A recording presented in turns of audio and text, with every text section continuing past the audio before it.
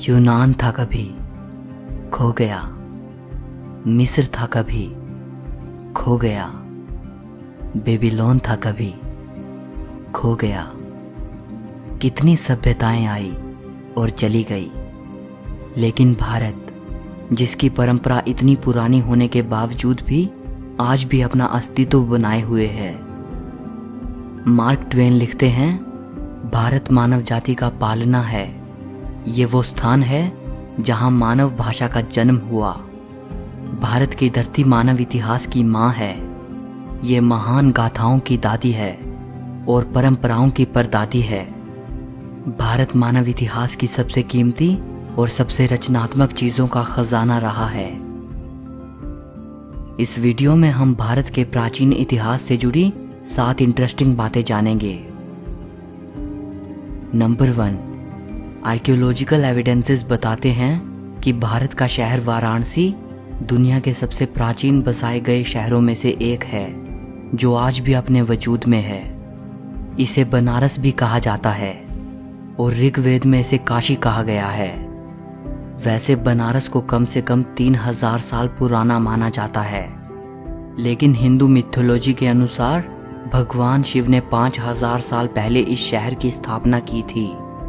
और आपको जानकर हैरानी होगी कि जब 2500 साल पहले भगवान बुद्ध काशी आए थे, उस वक्त भी इसे द एंशिएंट सिटी कहा जाता था। हिंदू धर्म के 7 पवित्र स्थानों में से काशी को सबसे पवित्र माना जाता है। यहाँ तक कि जैन और बौद्ध धर्म में भी काशी एक बेहद पवित्र स्थान है। नंबर 2, तक्षशिला विश्वविद्यालय को दुनिया की सबसे पहली यूनिवर्सिटी माना जाता है।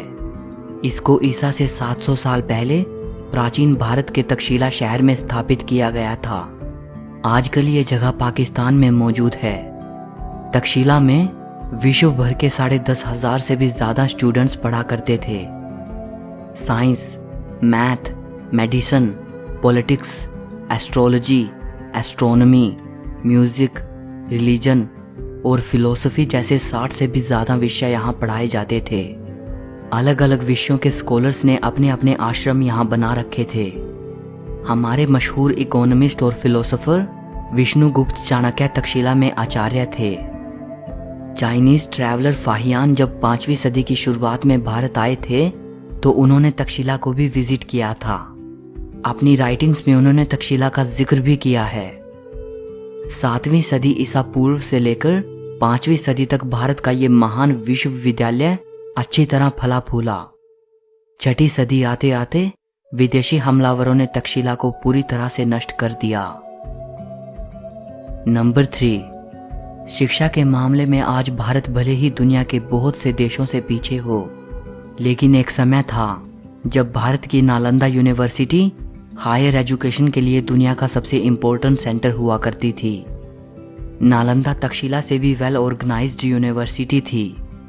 कोरिया, जापान, चीन, तिब्बत, इंडोनेशिया, फारस और तुर्की जैसे देशों से स्टूडेंट्स यहाँ पढ़ने आते थे।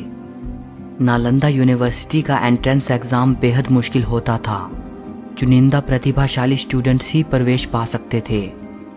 नालंदा के बारे में आज हमें जो ज़्यादा जानकारी मिलती है, वो famous Chinese travellers when Tsang और इत्सिंग की राइटिंग्स से मिलती है, जो 7वीं सेंचुरी में यहाँ आए थे। हुएन त्सांग ने अपनी भारत यात्रा के 2 साल नालंदा में बिताए थे। शुरुआत में वो एज अ स्टूडेंट यहाँ रहे, फिर बाद में उन्होंने यहाँ पढ़ाया भी। हुएन त्सांग लिखते हैं कि जब वो नालंदा आए थे, उस वक्त वहाँ 10,000 स्टूडेंट्स थे और 1510 आचार्य थे। ये अनुमान लगाया जाता है कि एक समय में हमारे ग्रेट मैथमेटिशियन आर्यभट्ट नालंदा के हेड थे। नालंदा में हजारों स्टूडेंट्स और स्कॉलर्स के अध्ययन के लिए एक विशाल लाइब्रेरी थी। इस लाइब्रेरी में 3 लाख से भी ज्यादा किताबें थी। 12वीं सदी के अंत में तुर्की हमलावर बख्तियार खिलजी ने नालंदा को जलाकर पूरी तरह नष्ट कर दिया। किसी जमाने में नालंदा एक भव्य यूनिवर्सिटी हुआ करती थी। आजकल बस उसके खंडहर ही शेष बचे हैं। नंबर 4, इंडस वैली सिविलाइजेशन के जन्म से ही भारत का इतिहास शुरू हुआ माना जाता है। ये दुनिया की 3 सबसे प्राचीन सभ्यताओं में से एक थी, मेसोपोटामिया, एंशिएंट इजिप्ट और इंडस वैली सिविलाइजेशन। और अगर इसे एंशिएंट इजिप्ट और मेसोपोटामिया की सभ्यताओं से कंपेयर करें तो इंडस वैली सबसे ज़्यादा वाइड स्प्रेड सिविलाइजेशन थी।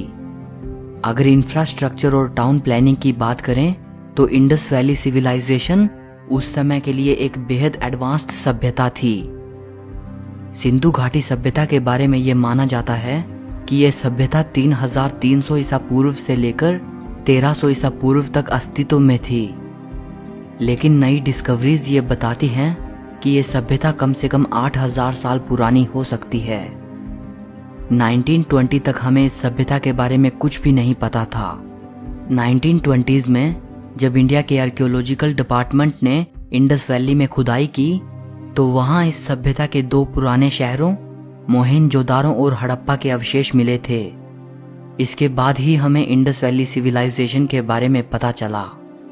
मोहेंजोदारो और हड़प्पा ये दोनों साइट्स अब पाकिस्तान में हैं। सिंधु घाटी सभ्यता के बारे में अभी तक बहुत ही कम जानकारी मिल पाई है और बहुत से प्रश्नों का जवाब मिलना अभी बाकी है। नंबर 5, जीरो का आविष्कार भारत में हुआ था।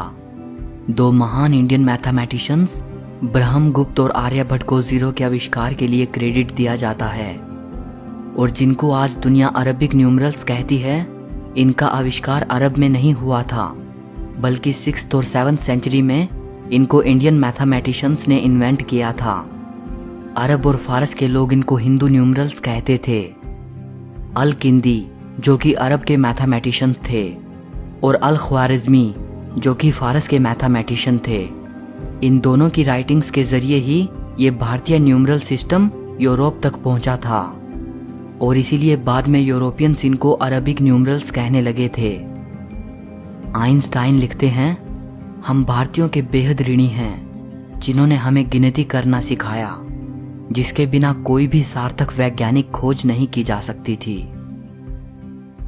नंबर 6, सर्जरीज कितनी मुश्किल होती हैं और अगर आप एक ऐसे ज़माने में हो जब स्कैल्पल का आविष्कार ही नहीं हुआ था तब तो इसकी कल्पना भी नहीं की जा सकती। आज से 2600 साल पहले एक एंशिएंट इंडियन फिजिशियन सुश्रुत बेहद कॉम्प्लेक्स सर्जरीज किया करते थे, जैसे cataract, kidney stones, artificial limbs, rectifying fractures और इवन प्लास्टिक सर्जरी।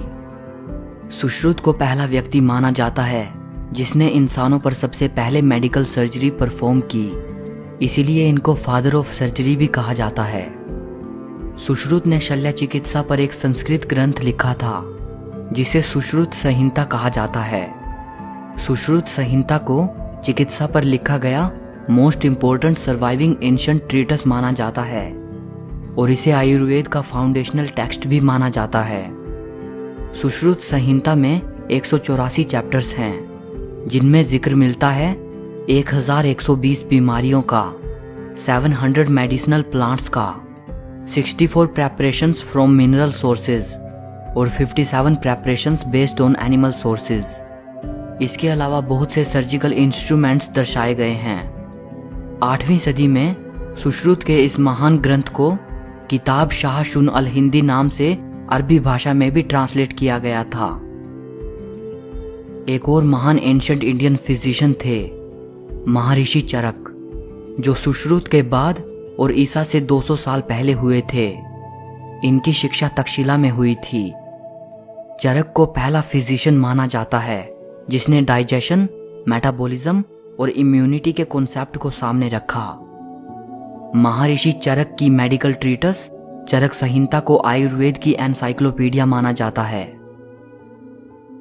नंबर 7, अगर भारत के इतिहास में झांकें तो वो बेहद वैभवशाली नजर आता है। ब्रिटिश रूल से पहले भारत दुनिया के सबसे अमीर देशों में शुमार हुआ करता था, या संभवतः सबसे अमीर देश। यूं ही नहीं, ये देश विश्व भर में सोने की चिड़िया कहलाता था। अगर कहा जाए तो गलत ना होगा कि इस देश की मैसिव वेल्थ ने ही इतने इन्वेडर्स को यहां आकर्षित किया। हैरानी की बात है कि इस देश को खोजने की चाहत ने अमेरिका की खोज करवा दी। कोलंबस जो भारत के लिए निकला था और गलती से अमेरिका पहुंच गया। और कोलंबस के महज कुछ साल बाद ही वास्को ड गामा भारत की जमीन पर कदम रखने वाला पहला यूरोपियन बना। सो इस वीडियो के लिए बस इतना ही। अगर आपको वीडियो अच्छी लगी हो तो लाइक और शेयर कर देना, और हिस्ट्री से जुड़ी ऐसी ही वीडियो देखने के लिए चैनल को सब्सक्राइब करके घंटी को दबा देना। सो मिलते हैं अगली वीडियो में।